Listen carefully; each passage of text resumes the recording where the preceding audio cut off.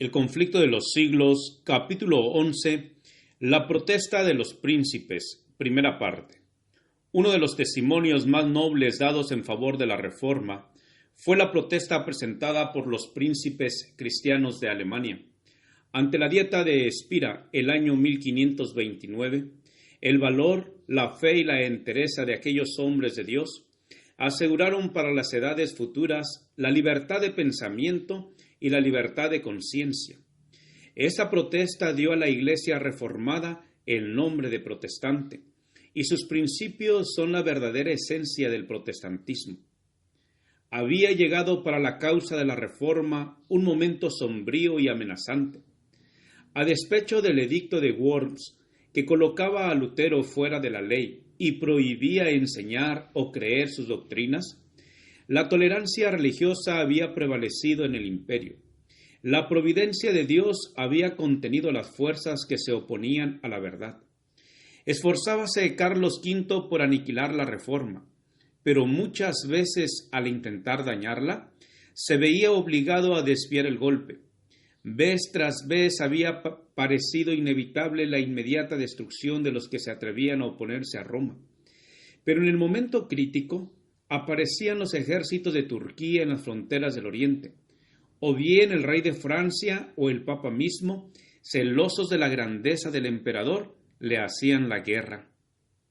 Y de esta manera, entre el tumulto y las contiendas de las naciones, la Reforma había podido extenderse y fortalecerse. Por último, los soberanos papistas pusieron tregua a sus disputas para hacer causa común contra los reformadores. En 1526, la Dieta de Spira había concedido a cada estado plena libertad en asuntos religiosos, hasta tanto que se reuniese en concilio general, pero en cuanto desaparecieron los peligros que imponían esa concesión, el emperador convocó una segunda dieta en Spira para 1529 con el fin de aplastar la herejía. Quería inducir a los príncipes, en lo posible, por medios pacíficos a que se declararan contra la Reforma. Pero si no lo conseguía por tales medios, Carlos estaba dispuesto a echar la mano de la espada.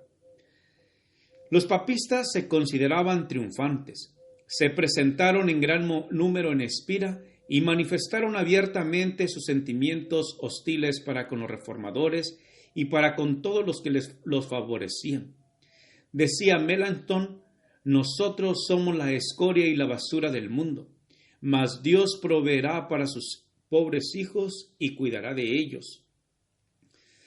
A los príncipes evangélicos que asistieron a la dieta se les prohibió que se predicara el evangelio en sus residencias. Pero la gente de Spira estaba sedienta de la palabra de Dios, y no obstante dicha prohibición, miles acudían a los cultos que se celebraban en la capilla del elector de Sajonia. Esto precipitó la crisis. Una comunicación imperial anunció a la dieta que, habiendo originado graves desórdenes, la autorización que concedía la libertad de conciencia, el emperador mandaba que fuese suprimida. Este acto arbitrario excitó la indignación y la alarma de los cristianos evangélicos. Uno de ellos dijo: Cristo ha caído de nuevo en manos de Caifás y de Pilato. Los romanistas se volvieron más intransigentes. Un fanático papista dijo: los turcos son mejores que los luteranos, porque los turcos observan días de ayuno, mientras que los luteranos los profanan. Si hemos de escoger entre las sagradas escrituras de Dios y los antiguos errores de la Iglesia, tenemos que rechazar aquellas. Melanchthon decía: cada día Faber, en plena asamblea, arroja una piedra más contra los evangélicos. La tolerancia religiosa había sido implantada legalmente, y los estados evangélicos resolvieron oponerse a que sus derechos fueran pisoteados. A Lutero, todavía condenado por el edicto de Worms, no le era permitido presentarse en Spira, pero le representaban sus colaboradores y los príncipes que Dios había suscitado en defensa de su causa en aquel trance.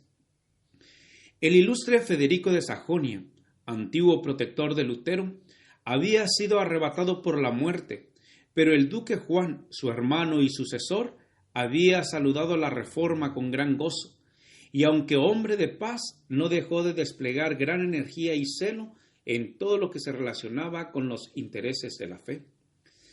Los sacerdotes exigían que los estados que habían aceptado la reforma se sometieran implícitamente a la jurisdicción de Roma.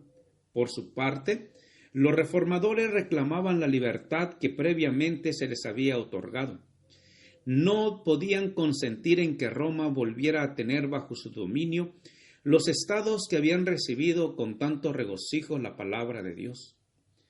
Finalmente se propuso que en los lugares donde la reforma no había sido establecida, el edicto de Worms se aplicara con todo rigor, y que en los lugares donde el pueblo se había apartado de él y donde no se le podría hacer conformarse con él sin peligro de levantamiento, por lo menos no se introdujera ninguna nueva reforma, no se predicara sobre puntos que se prestaran a disputas, no se hiciera oposición a la celebración de la misa, ni se permitiera que los católicos romanos abrazaran las doctrinas de Lutero.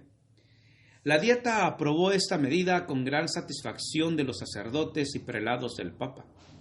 Si se aplicaba este edicto, la reforma no podría extenderse en los puntos a donde no había llegado todavía, ni podría siquiera afirmarse en los países en que se había extendido. Quedaría suprimida la libertad de palabra y no se tolerarían más conversiones, y se exigía a los amigos de la reforma que se sometieran inmediatamente a esas restricciones y prohibiciones. Las esperanzas del mundo parecían estar a punto de extinguirse. El restablecimiento de la jerarquía papal volvería a despertar inevitablemente los antiguos abusos, y sería fácil hallar ocasión de acabar con una obra que ya había sido atacada tan violentamente, por el fanatismo y la disensión. Cuando el partido evangélico se reunió para conferenciar, los miembros se miraron unos a otros con manifiesto desaliento. Todos se preguntaban unos a otros qué hacer. Estaban en juego grandes consecuencias para el porvenir del mundo. ¿Debían someterse los jefes de la reforma y atacar el edicto? ¿Cuán fácil hubiera sido para los reformadores en aquella hora, angustiosa en extremo, tomar por un sendero errado? ¿Cuántos excelentes pretextos y hermosas razones no hubieran podido alegar para presentar como necesaria la sumisión? A los príncipes luteranos se les garantizaba el libre ejercicio de su culto. El mismo favor se hacía extensivo a sus súbditos que con autoridad al edicto hubiesen abrazado la fe reformada. ¿No podían contentarse con esto? ¿De cuántos peligros no les libraría su sumisión?